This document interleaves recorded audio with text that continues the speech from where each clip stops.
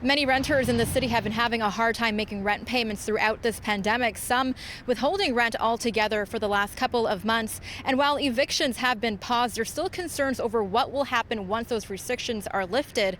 Well, today, a bill that the province says will help protect those tenants passed second reading, but it was met with plenty of criticism. It's a bill promising greater protection from unfair landlords. Bill 184 would see changes to the Ontario Residential Tenancies Act in hopes of putting an end to unlawful evictions.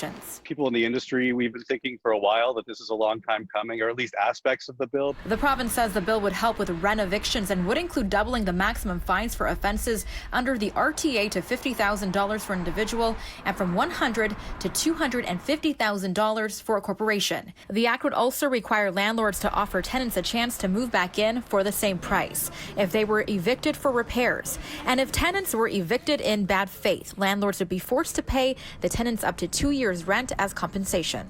At least what this does, and one of the more important aspects, is it creates not only a further financial incentive not to do that, and perhaps other legal incentives not to do that, but it also boosts up the compensation to the tenant. The bill would also require landlords evicting tenants from a unit they intend to use themselves to report to the Landlord and Tenant Board if they have done so previously within the past 2 years. The legislation would also streamline Landlord and Tenant Board processes and allow access to alternative dispute resolutions instead of a formal hearing. We're not taking away people's right to evict tenants, just in bad faith. The organization Keep Your Rent Toronto has been advocating for tenant rights throughout this pandemic, says the bill will limit legal defenses and in some cases remove the requirement to hold eviction hearings. They also tweeted today, repayment plans will leave us saddled with debt and more at risk for evictions in the future.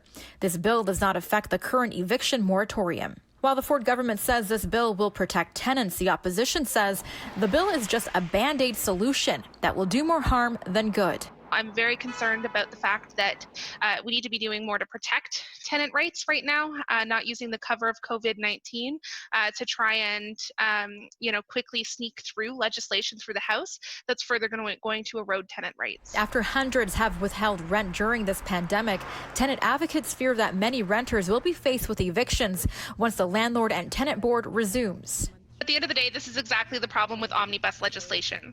The real crux of the issue here is that tenants need support to get through the crisis before us. Landlords should be should be very careful, as always, but even more now, to be able to show that their evictions are in good faith.